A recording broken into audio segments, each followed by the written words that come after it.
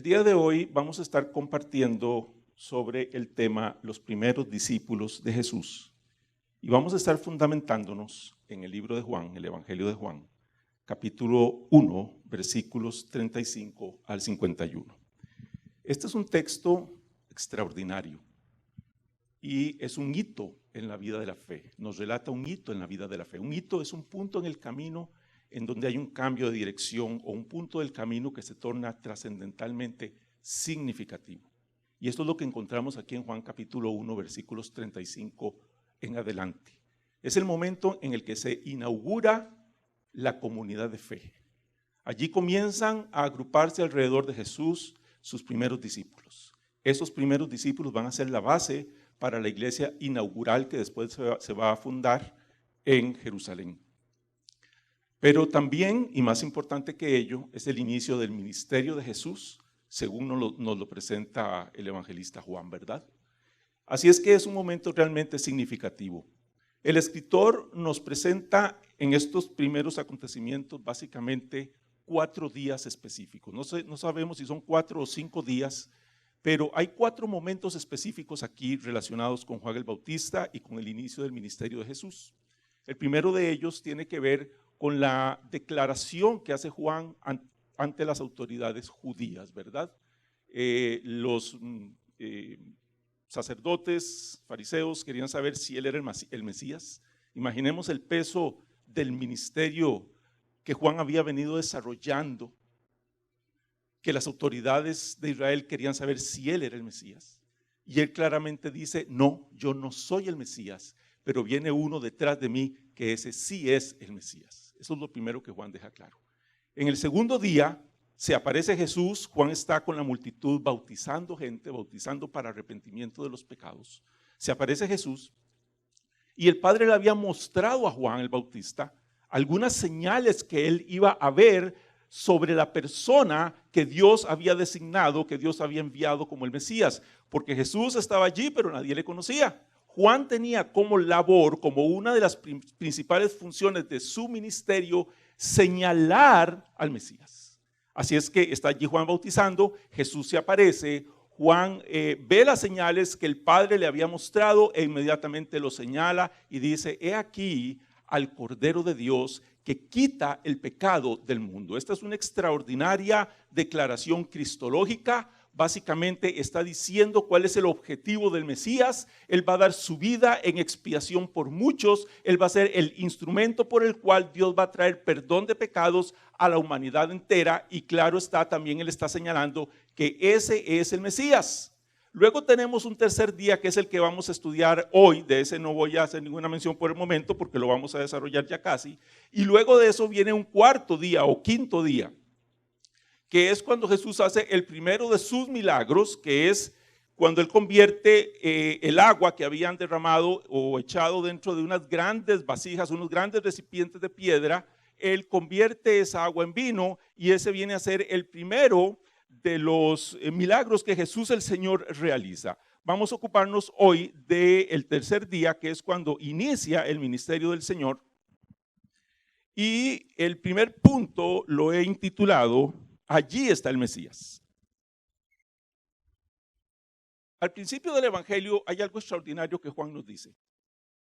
Dice que, él nos explica la naturaleza del Logos, él nos habla de su divinidad, nos habla también de su humanidad y en un momento dado dice que él vino a habitar entre nosotros.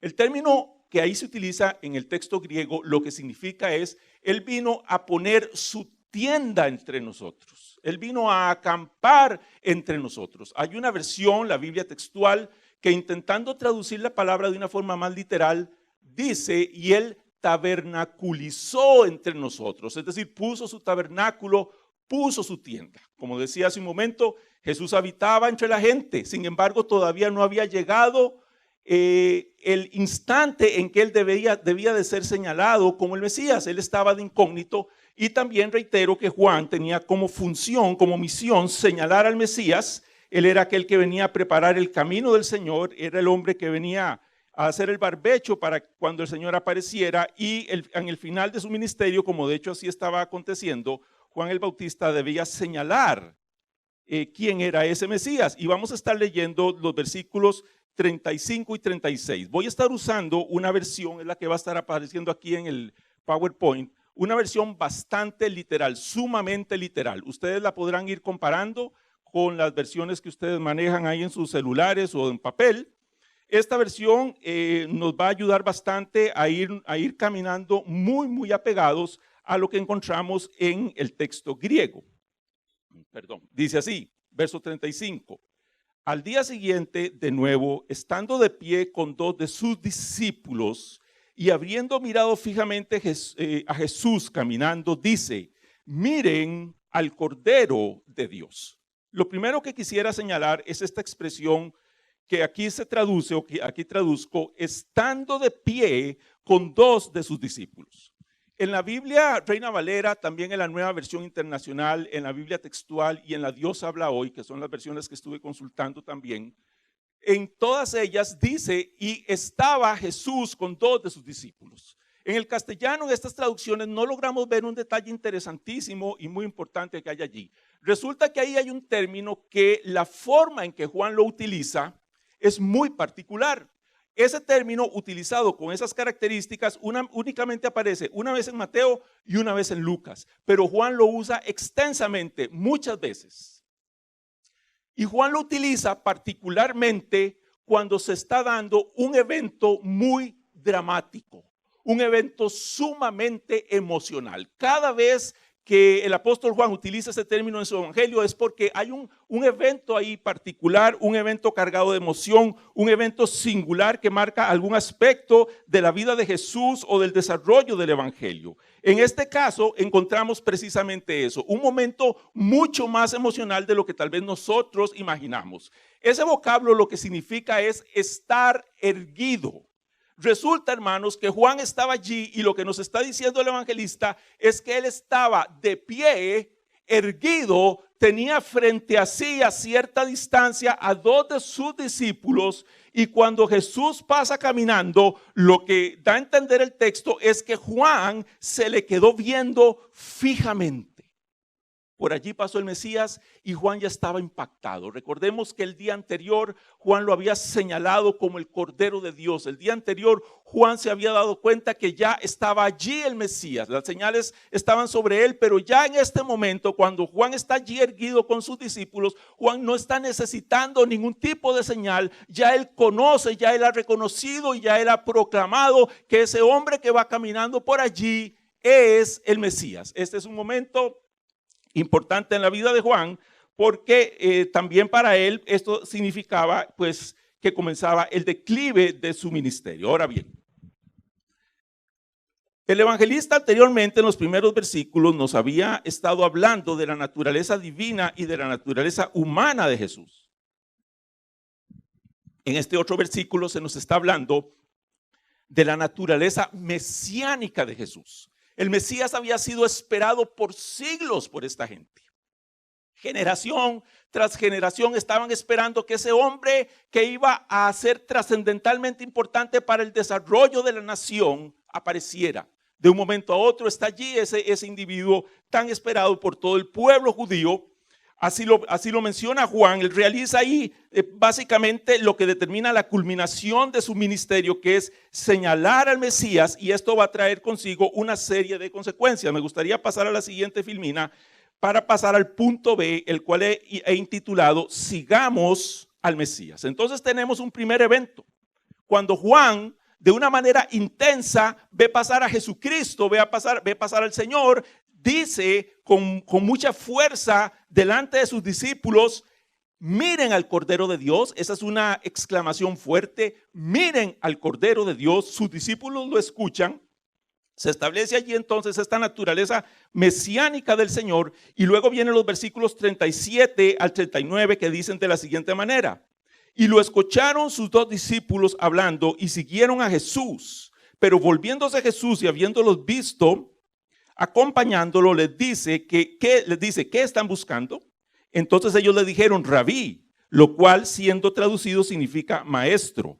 ¿Dónde estás viviendo? Le dice, vengan y vean. Entonces fueron y vieron dónde estaba morando y se quedaron con él aquel día era como la hora décima. Un elemento aquí muy importante que evidentemente Juan quiere señalar es el hecho que ante el reconocimiento de Jesús como Mesías, ante el encuentro personal con ese hombre que había sido esperado por tantos siglos por el pueblo de Israel, las personas no podían quedar incólumes. Reconocer a Jesús demanda acciones. Reconocer a Jesús demanda tomar decisiones radicales a las cuales pues, nos va a llevar precisamente ese encuentro con el Mesías.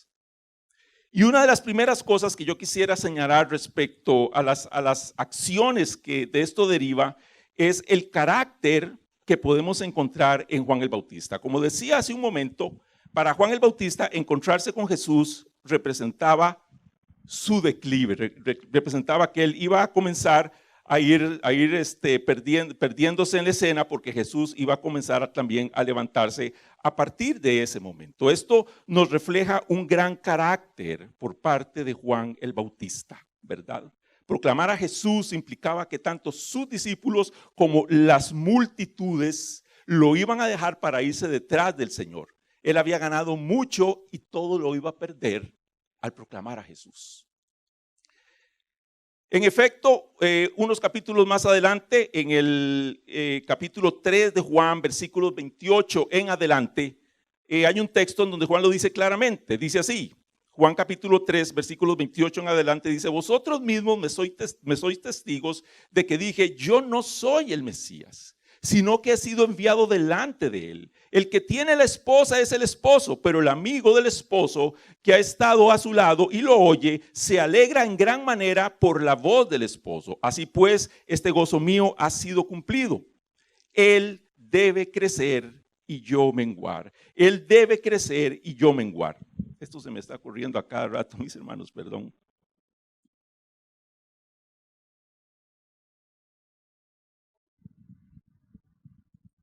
Quisiera leerles unos parrafitos que tengo aquí. Se requiere de carácter bíblico bien formado para renunciar a su fama, a sus logros ministeriales, a sus discípulos y a las multitudes en razón de hacer la voluntad del Padre y reconocer a Jesús como el todo en todos. Estamos en una época en la que muchos usan el don de Dios para su propio beneficio. Se lucra con el evangelio, no pocos centralizan a las personas en sí mismos porque aman la gloria que de ello deriva. Juan sabía que él era solo una antorcha, que su luz era pasajera, que la estrella y la verdadera lumbrera era Jesús. Dios, en efecto, hermanos amados, hermanas amadas, no nos está llamando a ser estrellas, sino más bien a ser antorchas. Un verdadero servidor de Dios no trata de centralizar a las personas en sí mismo, sino en Jesús. No trata de apropiarse de las vidas, sino de tomar esas vidas y llevarlas a Cristo. No vive para sí, sino para aquel que le llamó, ¿verdad? Así es que, hermanos, este encuentro personal y esta declaración personal de que Jesús era el Mesías, para Juan el Bautista traía grandes implicaciones. Él iba a comenzar a perder a sus discípulos, iba a comenzar a perder a las multitudes. De hecho, más adelante sus mismos discípulos, los que aún estaban con él, iban a llegar a decirle: Juan, aquel hombre al que usted señaló como Mesías, está bautizando mucha más gente que nosotros. Es cuando él les expresa el texto que ahora acabábamos de leer. Ese viene a ser el primer efecto y la primera toma de decisión relacionada con el encuentro con Jesús como el Mesías, y el segundo de ellos es la que tiene que ver con los discípulos del Señor. Esta primera tiene que ver con el ministro, la siguiente tiene que ver con los discípulos del Señor. La declaración cristológica, esta declaración de que Jesús es el Mesías, de que Jesús es el Cordero de Dios, no podía quedarse, o mejor dicho, los discípulos no podían quedarse simplemente pasivos respecto a esta verdad, sino que el encuentro con Jesús definitivamente tiene que producir cambio en nuestras vidas. Me gustaría compartir con ustedes brevemente una historia que estuve leyendo muy edificante de un hombre que se llamó en vida Nabil Qureshi. Nabil Qureshi murió bastante joven de un cáncer en el estómago. Él era un musulmán muy comprometido con su fe. Él venía de una rama de los musulmanes que es pacifista. Ustedes saben que hay una gran cantidad de musulmanes que creen en la violencia como medio para implantar el Islam, pero hay otra rama de los musulmanes que creen que el Islam debe ser algo pacífico. Él venía de esa familia, él venía de esa rama. Y resulta que Nabil Qureshi nos cuenta que su familia era una familia maravillosa. Su papá era un papá amoroso, un papá dedicado a sus hijos, un papá dedicado a su esposa. La esposa también era una mujer muy entregada a su hogar. Nabil venía de una familia llena de amor. En el libro que él escribió varios libros, y específicamente en el que estuve leyendo, que se llama Buscando a Alá, Encontrando a Jesús, él habla cosas muy lindas de su familia. Y resulta que él además era un muchacho muy brillante. Él llega a los Estados Unidos siendo un niño, su familia se traslada para los Estados Unidos, él entra allí a la escuela, entra al colegio, a la high school, comienza a desarrollar su vida allí, pero siendo un muchacho tan brillante, era a su vez un apologista de la fe musulmana. Él sentía, y así lo sentía su familia, que él debía ser un embajador de la fe de los musulmanes en los Estados Unidos. Y la manera en que él iba a ser un embajador era a través de su conducta y también a través de sus argumentos. Resulta que el muchacho era tremendamente brillante.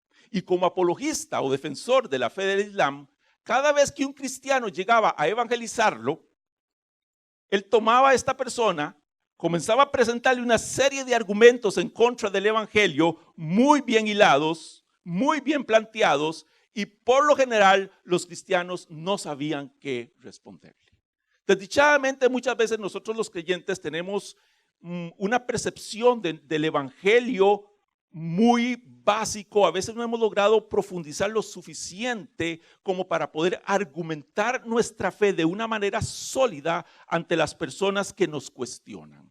Y en muchas ocasiones así pasaba con este muchacho Nabil cuando él se enfrentaba a un cristiano. Él presentaba los argumentos del Islam, hablaba en contra de Jesús, hablaba en contra de Pablo, etcétera, etcétera, y por lo general ganaba la batalla hasta que se encontró con David. David era otro muchacho sumamente brillante, pero era cristiano, y también era un apologista, pero de la fe cristiana. Ambos se conocieron en la high school, comenzaron a hablar los dos sobre la fe y se hicieron íntimos amigos. De hecho, llegaron a ser los mejores amigos por muchísimos años. Por supuesto que David, con el gran cariño que le tenía a Anabel, él comienza a trabajar para tratar de hacer que Anabel se convirtiera a Jesús. Pero Anabel era una piedra demasiado dura. Imagínense ustedes, hermanos, que a estos musulmanes comienzan a instruirlos desde que están en los brazos de la mamá. No solamente el papá, sino también la mamá trabajan, participan en la formación de sus hijos en el Islam. Y desde que los tienen en brazos, comienzan a hablarles del Corán, comienzan a cantarles el Corán, comienzan a recitarles diversos aspectos del Islam. Así es que los musulmanes comienzan a ser formados desde que son unos niñitos. Y así había sido la vida de este muchacho Nabil Qureshi.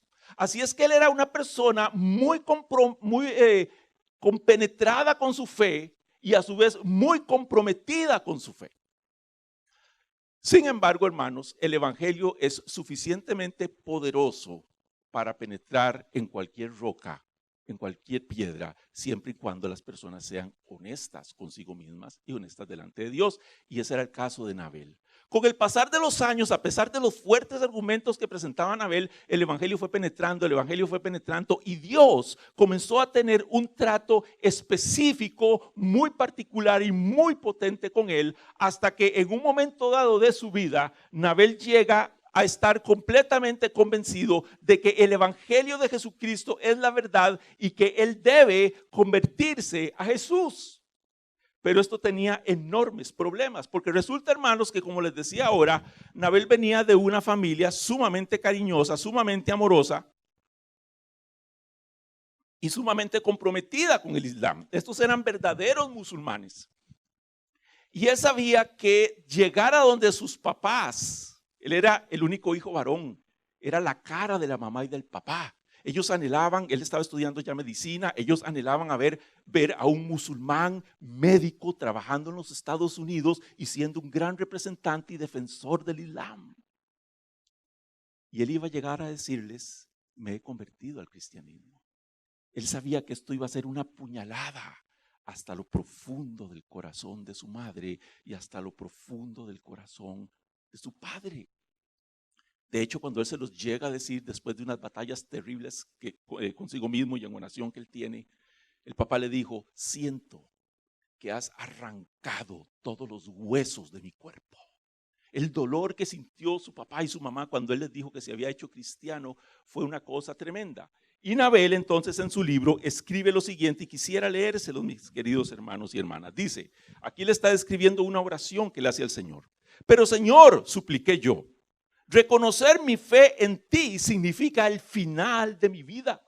Si no muero físicamente a causa del tormento emocional, o en manos de algún fanático musulmán equivocado. Ustedes saben que en el Islam, cuando un musulmán renuncia a su fe, el Corán dice que debe morir, ¿verdad? Y los islamitas o los musulmanes que creen en la violencia como recurso del Islam, no van a dudar, especialmente los extremistas, en quitarle la vida a una persona que consideran un traidor a la fe. Esto está diciendo él en oración, o en manos de algún fanático musulmán equivocado. Como mínimo, mi vida entera, como la conozco, llegará a su fin. Entonces él siente que Dios le dice: Nabel, hijo mío, sentí que decía él: el que encuentra su vida la perderá, y el que la pierda por mi causa la encontrará. Tenía que abandonar mi vida para poder recibir la suya. No era un tópico ni un cliché. El evangelio me estaba llamando a morir. Definitivamente Nabel tenía muy claro cuáles iban a ser las implicaciones para su vida de optar por la fe del evangelio. Pero él sabía también que esa era la única opción para él, porque él había reconocido que Jesús era el Mesías. Cuando nosotros, hermanos amados, hermanas amadas, reconocemos que Jesús es el Mesías, eso no es solamente una simple expresión. Eso no es solamente un concepto filosófico o religioso. Reconocer a Jesús como el enviado de Dios, reconocer a Jesús como el Cordero de Dios, como aquel que viene de parte del Padre o que vino de parte del Padre para morir en una cruz por nosotros, no nos puede dejar iguales. No puede hacer que nosotros pasemos desapercibidos. Ese encuentro personal con Jesús transforma a cualquier persona que genuinamente llegue y abrace esta fe de una manera intensa.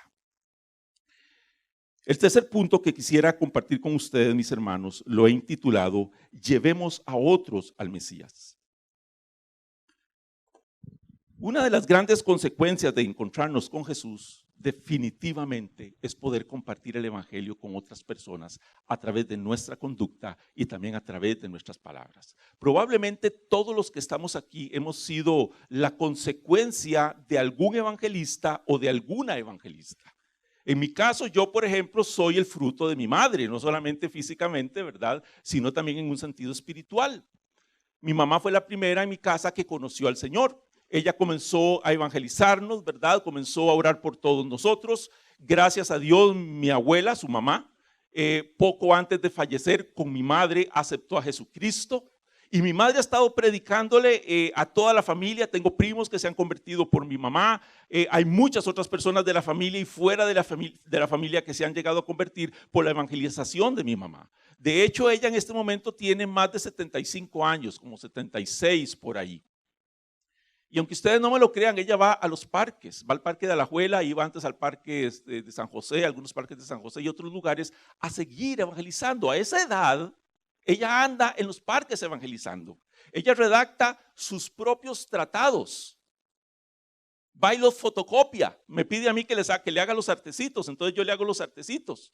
Le doy el arte hecho, ella va y saca fotocopias con su propio dinerito, no tiene mucho, pero del poco que tiene, ella saca fotocopias de sus tratados y se va y los reparte en los parques a pesar de que ella siempre ha sido una persona tímida, pero ha encontrado el poder que necesita en Dios para poder ir a compartir el evangelio con otros, porque ella conoce el poder que hay en predicarle el evangelio a otras personas, hermanos. Cuando nosotros hemos conocido a Jesús, este evangelio no nos puede dejar igual, tiene que llevarnos a tomar decisiones radicales y también tiene que llevarnos a compartir el evangelio con otras personas. Quisiera leerles ahora de los versículos 40 al 42.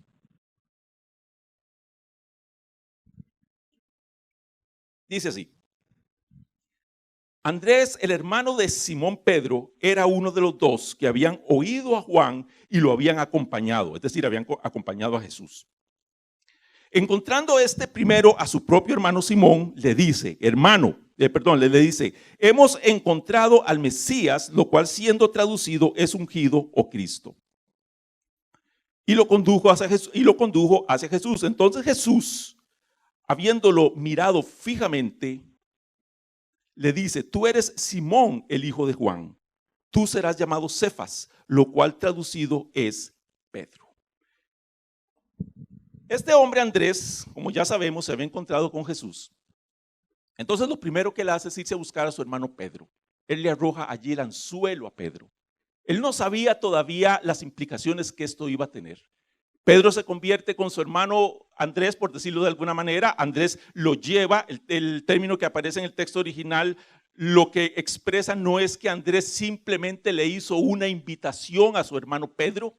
De lo que habla allí es que más bien Andrés fue vehemente en conducir a su hermano Pedro a Jesús. Y este Pedro, mucho tiempo después o algunos años después, como sabemos, iba a pasar de ser un simple pescador a convertirse en un pescador de hombres, hermanos. Cuando nosotros compartimos como discípulos de Cristo, cuando nosotros hemos venido a ser discípulos de Jesús y decidimos llevar a otros a esa misma experiencia de fe que hemos tenido, nosotros no sabemos las implicaciones que puede tener el compartir el evangelio con estas otras personas. Estuve leyendo bastante sobre la historia de un hombre que fue muy importante en las décadas del más o menos los 40 hasta los 70. Se llamaba Richard Wurmbrand. Este hombre era conocido como el pastor de la iglesia subterránea detrás de la cortina de hierro, ¿verdad? Los que somos más viejillos nos acordamos de la época de la cortina de hierro. Los que son más jóvenes tal vez han leído de eso por aquí o por allá en algún lugar, o tal vez han recibido alguna clase de historia en el colegio o algo así.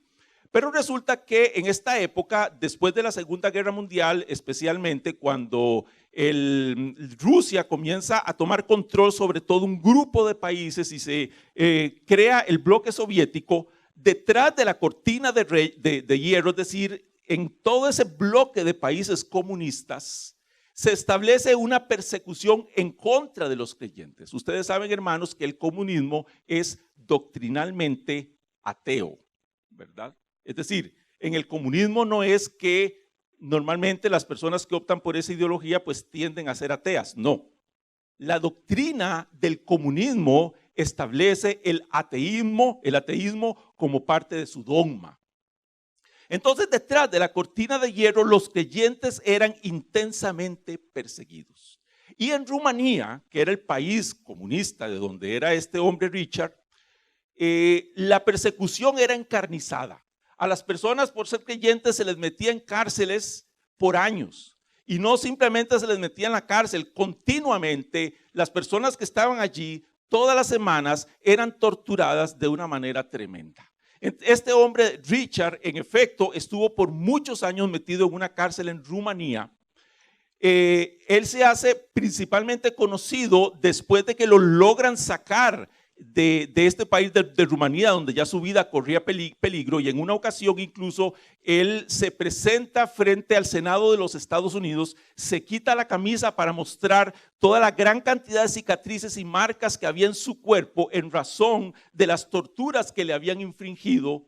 Detrás de la cortina de hierro realmente había que ser valiente para ser creyente. Y en medio de toda esa situación tan difícil para los cristianos, este hombre vino a ser una persona muy valiosa, dado todo el esfuerzo que realizó para que la iglesia del Señor se mantuviese firme, para que la iglesia del Señor no desapareciese, que era lo que buscaba todo el régimen comunista que estaba allí. Pero el asunto, hermanos, es que este hombre, antes de ser cristiano, era un judío ateo. Él era un rumano, judío, ateo y comunista, ¿verdad? Doctrinalmente él no creía en Dios, pero él confiesa que él era una persona que no tenía paz. No creía en Dios, pero no tenía paz. Así es que dice que en cierta ocasión él hizo una oración más o menos así. Le dice: Dios, realmente yo no creo que usted exista, pero solo por si acaso voy a hacer esta oración. Ahora, tenemos que dejar claro una situación, Dios. Si usted realmente existe, la persona responsable en buscarme es usted. Yo no tengo ninguna responsabilidad con usted. Así es que si usted realmente existe, haga algo para buscarme, ¿verdad? Y bueno, efectivamente el Señor lo escuchó. Resulta que este hombre, en un momento dado de su vida, por una razón inexplicable para él, comienza a sentir unas tremendas ansias de ir a visitar un pueblito. Él dice que en Rumanía en esa época habían miles de pueblos y ese pueblo no tenía nada en particular. Él no tenía absolutamente ninguna razón para ir allí, no tenía nada que hacer allí. Sin embargo, había algo que a él lo estaba impulsando, era un deseo vehemente de ir a ese pueblito. Entonces el hombre definitivamente se fue a visitar. Por otro lado, en ese pueblo había un ancianito de 80 y pico de años que era carpintero. Este era un creyente muy comprometido con Dios y viendo que estaba ya cerca de la muerte por su edad, él le hizo una petición muy especial a Dios. Y quiero leer aquí la oración de este anciano cristiano. Dice: mi Dios, te he servido aquí en la tierra y te pido que me des una recompensa tanto aquí como en el cielo. La recompensa que quiero es que no mueras sin antes haber traído a ti a un judío, puesto que Jesús era judío. Pero yo soy pobre y estoy viejo y enfermo, no puedo salir de aquí a buscar a uno de ellos. Si bien sabes que en este pueblo no vive ninguno, trae, Señor, un judío hasta acá y haré todo lo que yo pueda para llevarlo a tus pies. Pues efectivamente, hermanos, ese judío era Richard. El Señor lo empuja a llegar a este pueblo. En alguna situación por allí conoce al anciano y este anciano entonces toma su Biblia y se la regala, y cuando le regala la Biblia a Richard comienza a pasar algo extraordinario. Resulta que Richard también tenía una Biblia y resulta que Richard ya había leído la Biblia, solamente que él la leía por razones de tipo intelectual y por razones de tipo histórico y cultural. Pero cuando él comienza a leer la Biblia que este señor le había obsequiado, no podía leerla sin ponerse a llorar. Había algo en esa Biblia que cada vez que él se ponía a leerla, comenzaban a brotar lágrimas de sus ojos. No podía evitar ponerse a llorar cada vez que leía la Biblia que este señor le había entregado. Posteriormente, cuando él ya conoce toda la historia de este evangelizador, se da cuenta que él y su esposa, este viejito y su esposa, estaban orando intensamente para que este hombre Richard, este judío ateo, se convirtiera a Jesucristo, lo cual en efecto vino a pasar. Y vino a ser un hombre trascendentalmente importante para la iglesia perseguida en Rumanía detrás de la cortina de hierro. Así es que el esfuerzo evangelizador, el esfuerzo discipulador de este anciano definitivamente produjo frutos extraordinarios, y es lo que ha venido pasando en el mundo a lo largo de los siglos. Si hay algo que ha transformado a la humanidad, hermanos, si hay algo que ha transformado a la humanidad, es cuando hay creyentes comprometidos en llevar a otros a Jesús. La evangelización es absolutamente transformadora. Nosotros hoy en día estamos afrontando una gran amenaza. Normalmente esa gran amenaza le llamamos ideología de género. Realmente proviene de lo que se llama feminismo radical, ¿verdad? Es toda una construcción filosófica bastante intensa. Y yo veo que los creyentes estamos haciendo muchos esfuerzos diversos para lograr afrontar esta situación, y creo que son esfuerzos muy válidos. El domingo primero vamos a estar, si Dios así lo quiere, haciendo esta marcha para oponernos al aborto, ¿verdad? Eso es parte de lo que tenemos que hacer, unirnos, hacer marchas. Si podemos tener políticos cristianos honestos y comprometidos que estén también haciendo la fuerza en las diferentes estancias políticas, pues me parece excelente. No obstante, yo creo que el principal recurso que tenemos los creyentes para hacer frente a esa amenaza o a cualquier otra amenaza se llama la evangelización. Es cuando nosotros como discípulos de Cristo decidimos hacer lo mismo que hizo Andrés, que fue tomar a su hermano Pedro e inducirlo, empujarlo de una manera vehemente y significativa a ir a encontrarse con Jesús el Mesías. A mí no se me olvida mi conversión, mis hermanos.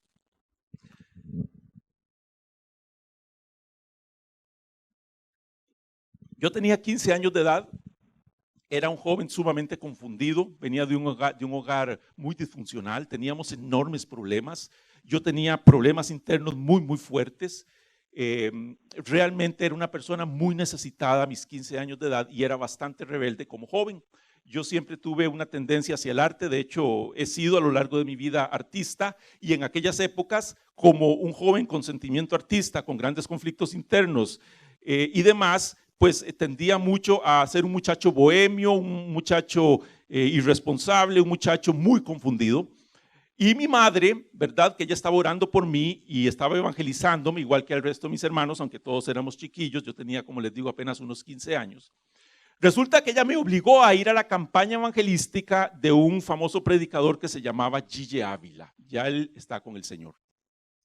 Este era un predicador pentecostal, iba a hacer unas campañas de evangelización aquí en Costa Rica, en el antiguo Estadio Nacional. Yo obviamente le dije a mamá, yo no voy a ir, yo no quiero ir, yo no quiero estar presente en esas cosas, pero mi mamá me obligó a participar de esas campañas evangelísticas.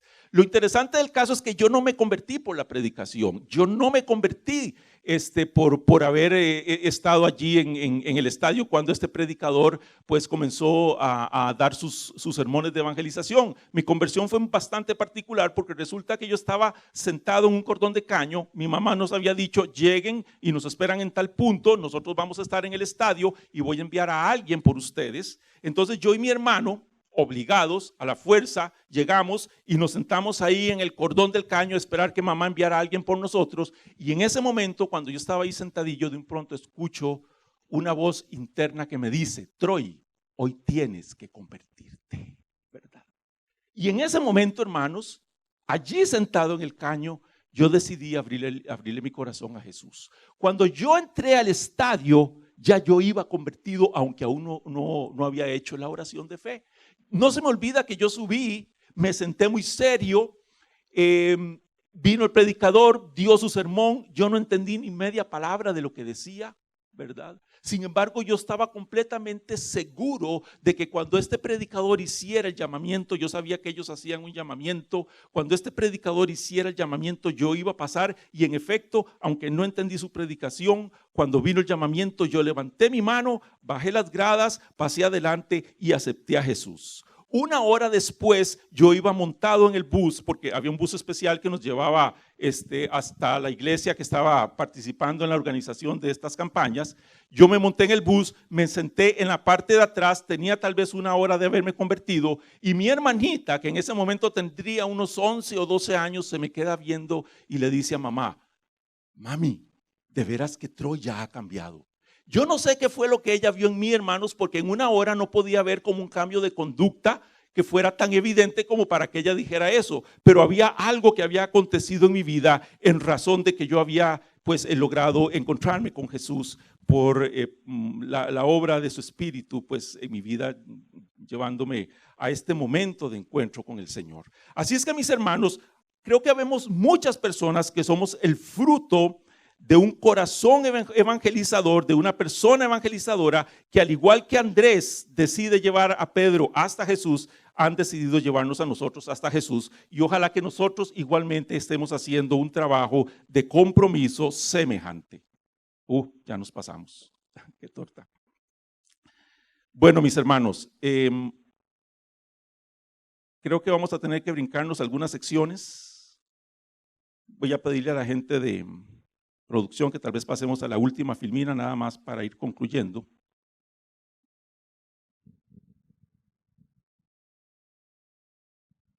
Voy a concluir diciendo lo siguiente.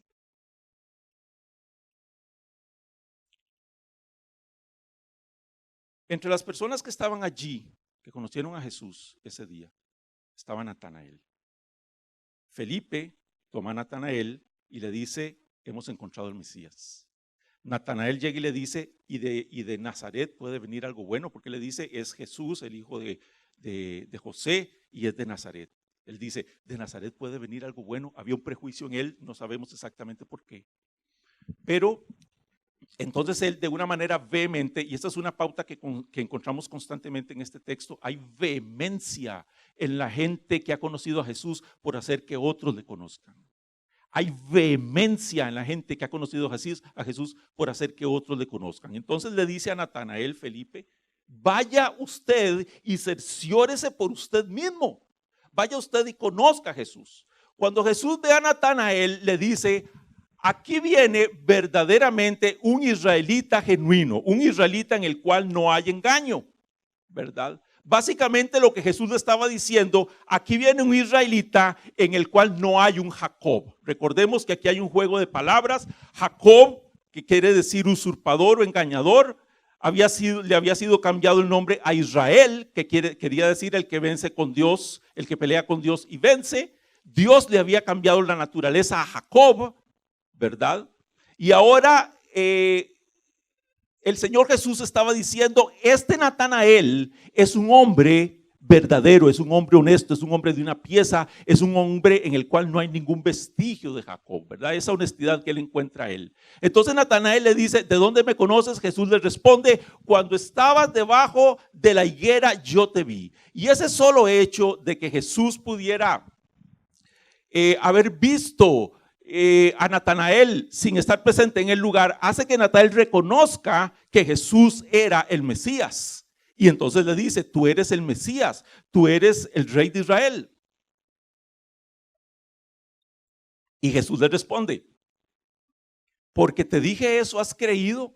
Pues de ahora en adelante ustedes van a ver el cielo abierto y los ángeles de Dios subiendo y bajando encima del Hijo del Hombre. Nuevamente se remite a la visión de Jacob de Génesis 28, en donde Jacob tiene un sueño que ve una escalera en donde los ángeles están subiendo y bajando de esa escalera. Lo que Jesús le está diciendo a él es, de ahora en adelante, en razón de mi persona, lo que Jacob vio como un sueño va a tener cumplimiento en la vida de fe de todos aquellos que se acerquen a mí. Ustedes van a comenzar a ver la gloria de Dios en razón de quién soy yo, porque Jesús era el Mesías y él iba a comenzar a desplegar la gloria de Dios, ¿verdad? A partir de ese momento, comenzando con las bodas de Caná, donde hace su primer milagro. Definitivamente, mis hermanos amados, hermanas amadas, cuando nosotros conocemos y reconocemos a Jesús como el Mesías, esto no nos puede dejar iguales. Esto tiene que llevarnos a tomar decisiones radicales. Esto tiene que llevarnos también a ser personas que comparten el Evangelio con otros. Y esto, en definitiva, nos va a llevar a poder palpar la gloria de Dios en diversos aspectos de nuestras vidas. Bueno, mis hermanos, que el Señor les bendiga.